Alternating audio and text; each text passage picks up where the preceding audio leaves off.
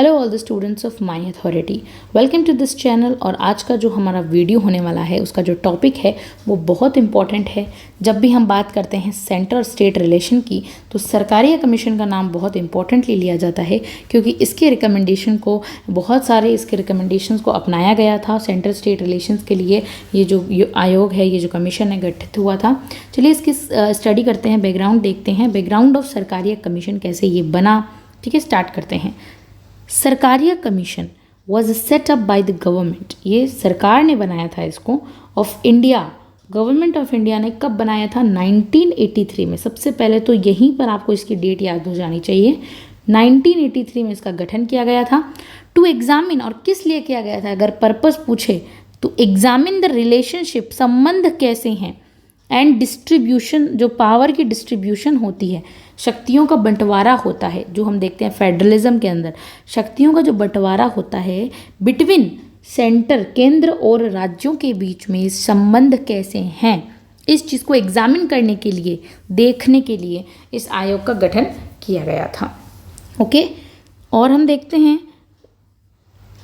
State under the Indian constitution के under जो बातें हैं की गई है, पावर डिस्ट्रीब्यूशन है, वो क्या वास्तव में हो रहा है, इस चीज़ को एग्जामिन करने के लिए। ओके, फिर हम देखते हैं दिस स्टेप, जो ये स्टेप लिया गया था, उठाया गया था, was taken due to increasing demand. क्योंकि भाई बहुत ज़्यादा इंक्रीजिंग, हमने लास्ट वीडियो में देखा, डिमांड उठ रही थी कि भाई सभी स्टेट्स को अपनी ऑटोनॉमी चाहिए, वो अपने तरीके से शासन करना चाहते हैं, तो इस कारण इस स्टेप को उठाना पड़ा गवर्नमेंट ऑफ इंडिया को। ओके, एमर्जिंग रीजनल एस्पिरेशन, क्योंकि क्षेत्रीय महत्वाकांक्षाएं बढ़ रही थी, वो चाहती थी कि हम अपनी जो स्टेट है हमारा, हम उस पर राज करें और सेंटर बिल्कुल भी हस्तक्षेप ना करें, ऐसा वो चाहती थी। एंड कंप्लेंट्स आ रही थी अबाउट ओवर सेंट्रलाइज्ड पावर, यानी ऐसी कंप्लेंट्स कि सेंटर बहुत ज़्यादा ओवर केंद्रीकरण, ओवर सेंट्रलाइज्ड हो रहा है पावर्स हमारे अंदर। इंडिया के फेडरल सिस्टम में बहुत सेंट्रलाइजेशन देखने को मिल रहा है, इसीलिए ये कंप्लेन थी। द कमीशन वॉज चेयर्ड, इस कमीशन को चेयर्ड किसने किया था, मतलब इसको किसने हेल्ड किया था, कौन इसके चेयरपर्सन थे? जस्टिस राजेंद्र सचर सरकारिया, इनके नाम के पीछे सरकारिया लिखा हुआ है, तो जस्टिस राजेंद्र सचर सरकारिया, और रिटायर्ड जज, जो कि रिटायर्ड जज थे सुप्रीम कोर्ट ऑफ इंडिया के, एंड इंक्लूडेड बी शिवरमन भी साथ में थे, और डॉक्टर SR सेन। ये तीनों नाम हम याद रखने, जस्टिस राजेंद्र सच्चर सरकारिया, बी शिवरमन और doctor SR Sen as other members थे। ये दोनों तो अदर मेंबर्स थे, ये मेन थे, और इन्हीं के नाम पे सरकारिया कमीशन नाम रखा गया है। इट्स मैंडेट वॉज टू, और ये इसको बनाया गया था, was to recommend change to ensure a balanced and cooperative federal structure without undermining the unity of nation. और इसको मैंडेट किया गया था कि यूनिटी ऑफ इंडिया की जो यूनिटी है उसको भी मतलब कमज़ोर ना हो, और कोऑपरेटिव और बैलेंस्ड फेडरलिज्म की स्थापना हो जाए वापस से। तो द कमीशन सबमिटेड रिपोर्ट, अब कमीशन ने अपनी रिपोर्ट कब सबमिट की थी? 1988 में। ये दो डेट इतनी इंपॉर्टेंट है याद रखने, एक तो 19 से हाईलाइट कर लेना चाहिए, 1983 की डेट, और एक 1988 की, क्योंकि रिकमेंडेशन आती है 1988 के अंदर।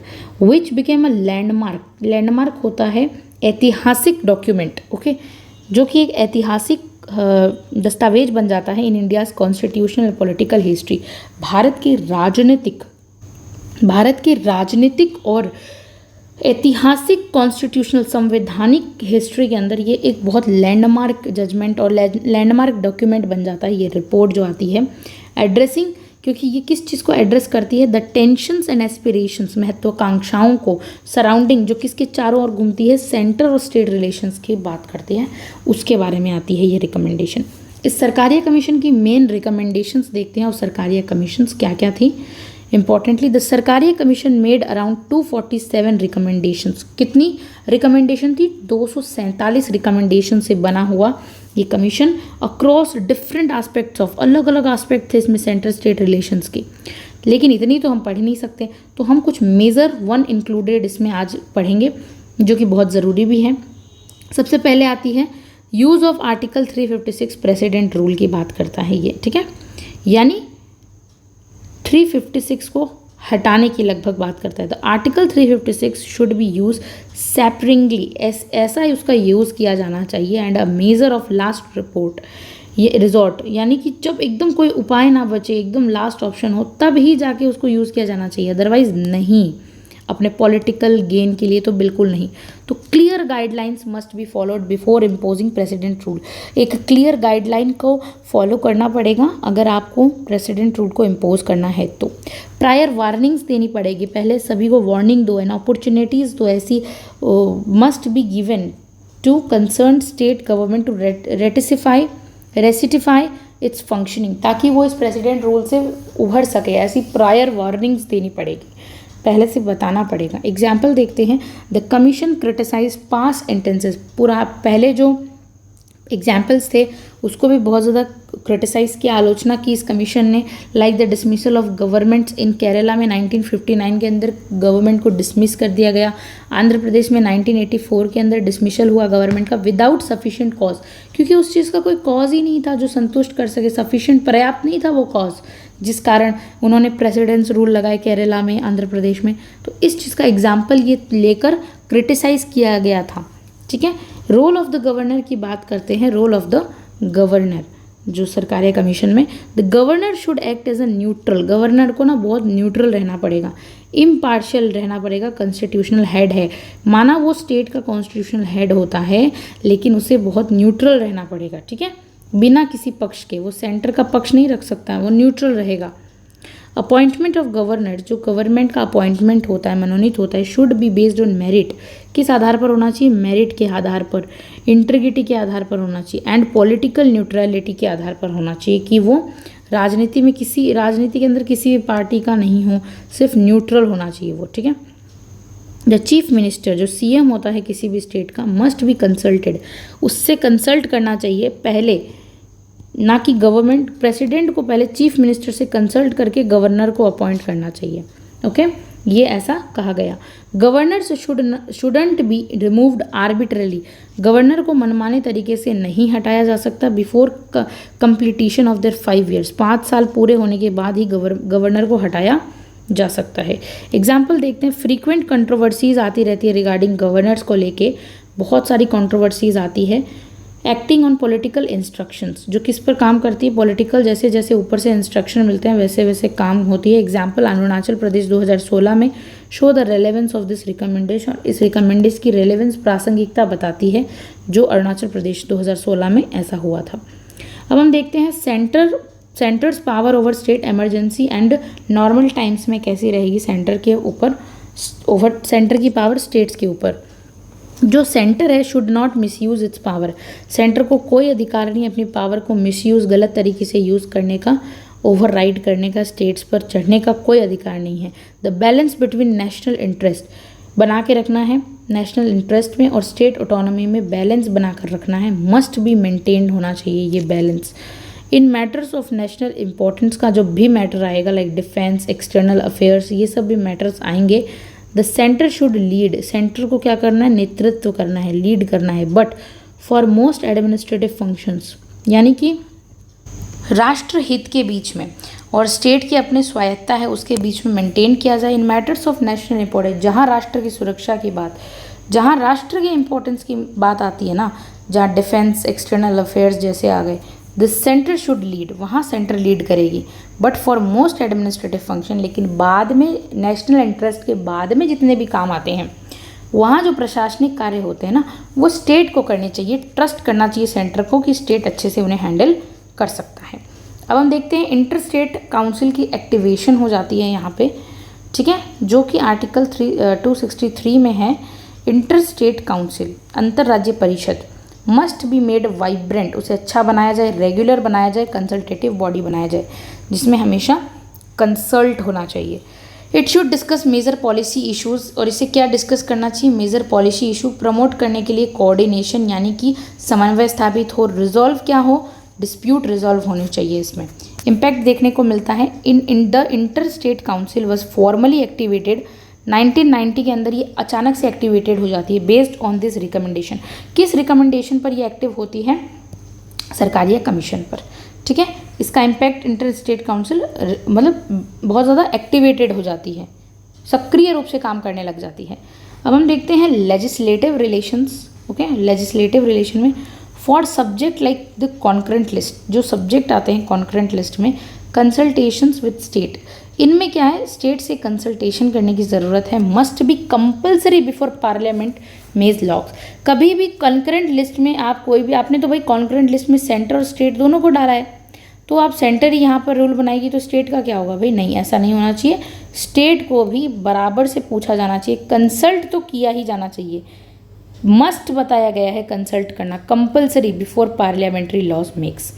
जब भी पार्लियामेंट लॉ बनाए किस विषय पर? कंकरेंट लिस्ट के विषय पर, तो कंसल्ट करना ज़रूरी है स्टेट्स के साथ। यूनिफॉर्मिटी शुड बी मेंटेन्ड, सार्वभौमिकता यूनिफॉर्मिटी बनाए रखो। Maintained when essential for national interest, otherwise only when essential for national interest. जो यूनिफॉर्मिटी होती है, सेंटर बनाओ रूल जब नेशनल इंटरेस्ट की बात आती है, लेकिन ऐसे स्टेट को थोड़ा देना चाहिए पावर, फ्लेक्सिबल होना चाहिए। अब हम देखते हैं फाइनेंस रिलेशंस कैसे हैं, फाइनेंशियल रिलेशंस।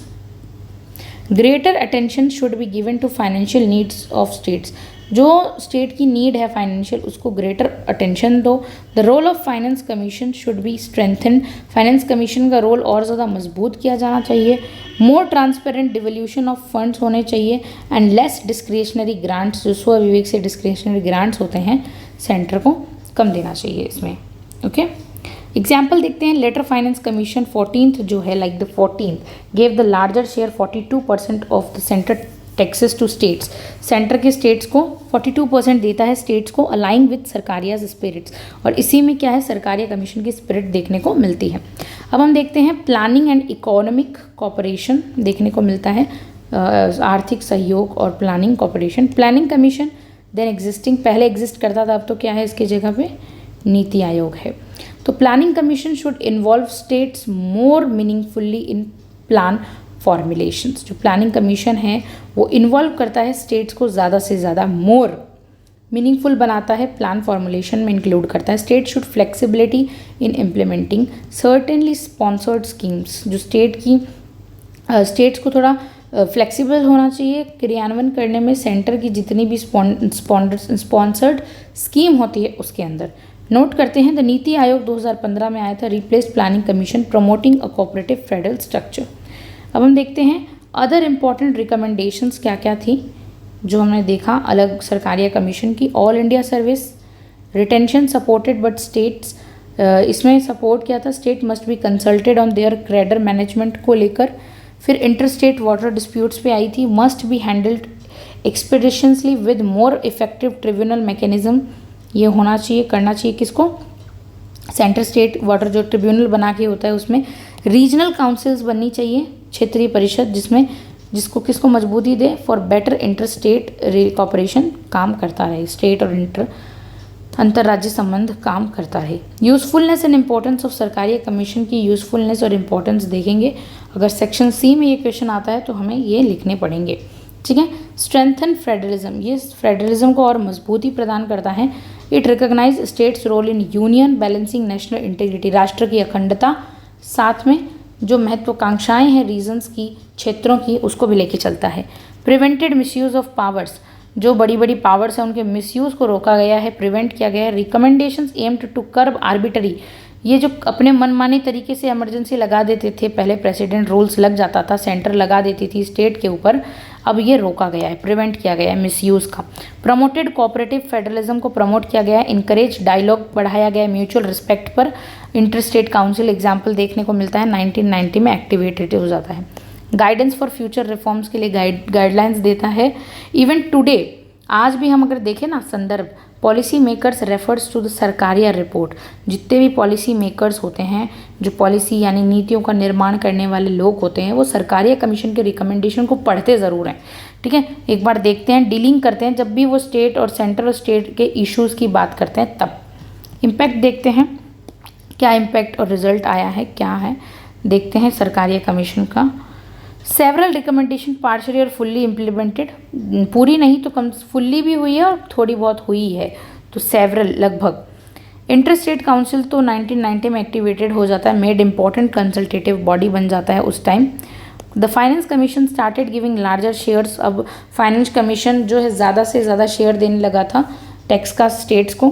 प्रेसिडेंट रूल, अब वहाँ पे कम, उसका फ्रीक्वेंसी जो है ना बार बार पहले यूज़ होता था, उसकी जो फ्रीक्वेंसी है वो कम हो गई थी 1990 के बाद, फॉलोइंग द बॉम्बई जजमेंट आया था 1994 में उसके बाद, विच इकोड सरकारियाज गाइडलाइन। और जो बॉम्बई का जजमेंट आया था ना, इसने सरकारिया कमीशन की गाइडलाइंस को बहुत ज़्यादा इको कर दिया था और गुंजायमान कर दिया था। गवर्नर्स रोल रिमेन्स कंट्रोवर्शियल, लेकिन आज गवर्नर का रोल आज भी बहुत कंट्रोवर्शियल टॉपिक है, but there is now stronger judicial oversight. अब हम देखते हैं, उसके बाद हम देखेंगे एग्जाम्पल देखा हमने SR Bommai versus union of India 1994 का जो केस आता है, उसमें सुप्रीम कोर्ट एम्फेसाइज करते हैं, जोर देते हैं, limited and justifies the use of article 356, directly citing Sarkaria's principle को यहाँ पर एक तरीके से हम कहते हैं वो मिलता है ग्रीन चेक। या क्रिटिसिज्म ऑफ सरकारी कमीशन, इसकी आलोचनाएं क्या क्या हैं वो देखते हैं। नॉन बाइंडिंग नेचर, यानी कि द रिकमेंडेशन, जो इसकी रिकमेंडेशन थी वर एडवाइजरी, सलाहकारी रूप में थी, बाइंडिंग नहीं थी, ये मस्ट नहीं कर रही थी ना स्टेट को, सेंटर को मस्ट नहीं कर रही थी, एडवाइजरी थी, सिर्फ सलाह दी थी उसने, नॉट लीगली बाइंडिंग, वैधानिक रूप से बंधी हुई नहीं थी, so government could ignore them, government उसे इग्नोर करती जा रही थी। लिमिटेड स्कोप है इसका, it did not recommend full fledged restricting, पूरा एक तरीके से रिस्ट्रक्शन नहीं दिया यहाँ पे, द फेडरल सिस्टम को रीस्ट्रक्चरिंग नहीं किया है इसने, ठीक है। Many regional parties wanted stronger state powers, आज भी जो है ना बहुत सारी ऐसी रीजनल पार्टी, क्षेत्रीय दल जो है भाई स्ट्रॉन्ग स्टेट की पावर्स की डिमांड कर रहे हैं, क्योंकि पूरी तरीके से इसको रीस्ट्रक्चर नहीं किया है आपने फेडरल सिस्टम को। इम्प्लीमेंटेशन गैप्स हैं, क्रियान्वयन में अभी भी गैप देखने को मिलते हैं, डिस्पाइट गाइडलाइंस, बहुत सारी इसने गाइडलाइंस दी है। गवर्नर ऑफिस स्टिल रिमेन्स वैसा ही पॉलिटिसाइज्ड है, ठीक है। गवर्नर का जो पद है आज भी बहुत कंट्रोवर्शियल है। आर्टिकल 356 का कभी कभी यूज़ हो जाता है। टू कॉशियस है, मतलब commission lean heavily status quo है, suggesting reforms within the existing framework rather than bold restructuring. अब बोल्ड डिसीजन नहीं ले रहा है ना, ये सिर्फ इसने बनाकर छोड़ दिया एक फ्रेमवर्क जिसमें अलग अलग 247 से दे दी, रीस्ट्रक्चर नहीं किया है। प्रैक्टिकल एग्जाम्पल देखें तो ये इसकी बहुत ज़्यादा। प्रेजेंट सिचुएशन देखते हैं, करंट रिलेवेंस में क्या है आज। Many commissions ideals remain highly relevant, भाई इसके बहुत क्रिटिसिज्म हुए लेकिन ये हाईली रिलेवेंट भी हैं। In the age of strong regionalism, जहाँ आज हम देख सकते हैं ये आज एज कैसा है, स्ट्रॉन्ग रीजनलिज्म का, क्षेत्रवाद उभर रहा है, ठीक है। वहाँ पर क्या होता है, नेशनल तेलंगाना फॉर्मेशन हुआ, डिमांड ऑफ तमिलनाडु वेस्ट बंगाल की उठ रही है, स्पिरिट ऑफ कोऑपरेटिव फेडरलिज्म आया है। Issues like role of governor, recent conflict Maharashtra में देखने को मिला, तमिलनाडु वेस्ट बंगाल में गवर्नर के रोल को लेकर। Continue to prove Sarkaria recommendation still needed, ज़रूरत है सरकारी कमीशन को पूरी तरीके से लागू कर देनी चाहिए। पुंछी कमीशन 2007 से 2010 में was later contributed to review, बाद में पुंछी कमीशन आता है, सेंटर स्टेट रिलेशन पे बात करता है, अगेन अपडेटेड सरकारियाज रिकमेंडेशन, और उसने सरकारिया के रिकमेंडेशन को अपडेट किया, but its report also remain only partially इम्पिटेड।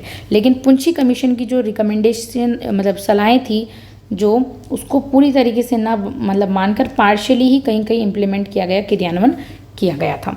अब हम देखते हैं, कंक्लूड करते हैं इस आंसर को। सरकारी commission played a historic role, ऐतिहासिक रोल ज़रूर प्ले किया है इसने, शेपिंग इंडियाज़ फेडरल जर्नी को शेप करने में, systematically studied and address the tension between centre and state, को जो टेंशन है सेंटर और स्टेट के बीच में, उसके टेंशन को रिजॉल्व किया ही किया है। State proposing series of reform, strengthen cooperation को बढ़ाया, consultation, mutual trust, although not all recommendation but have fully implemented, पूरी तो नहीं लेकिन हाँ लगभग इम्प्लीमेंट हुई है। Its contribution to refining India's federal democracy can not be overstated, और इसने कहा है भारत का जो लोकतंत्र है वो ओवरस्टेटेड नहीं। टुडे कॉम्प्लेक्स पॉलिटिकल लैंडस्केप में जब हम बात करते हैं, where both national unity and regional autonomy are essential, the spirit and vision of the Sarkaria Commission continue to provide valuable guidance हमें देता है for maintaining a strong but flexible federal system बनाने के लिए। तो आज इस वीडियो में हमने पढ़ा सरकारिया कमीशन को, ओवरव्यू किया, बहुत अच्छे से देखा। Thank you so much for watching this video.